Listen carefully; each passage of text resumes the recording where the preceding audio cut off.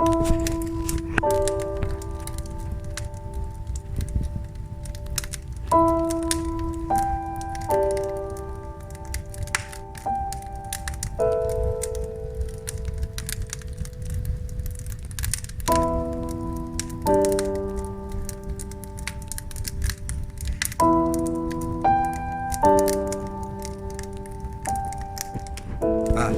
наверное, думали, что это какая-то картинка цифровая с интернета? Нет, это наш каминчик.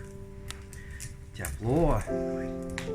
Камин очень эффективный, всего лишь 60 сантиметров шириной. Это уже такой камин, который продается уже как готовый бак с теплоизоляцией, со всеми подводами воздуха. Он просто устанавливается и выводится труба наверх. Видите, какая красота? Я вам сейчас дам ссылочку и покажу, что как эти камины, готовые, уже присобранные на заводах, как они выглядят, с чем их едят. Так что вы еще что-то сегодня узнаете очень хорошее. Подписывайтесь, ставьте лайки. Весь этот камин реально устанавливается в деревянный каркас, настолько он теплоизолирован. Впереди надо будет просто привить цементную плиту, на которую потом можно положить камень.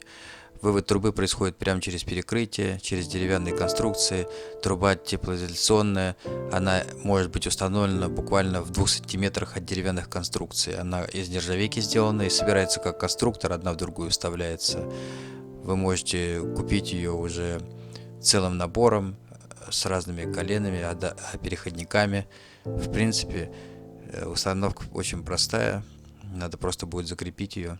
Это как она выглядит наружу, пройдя через крышу. Понятно, что труба должна быть выведена выше конька.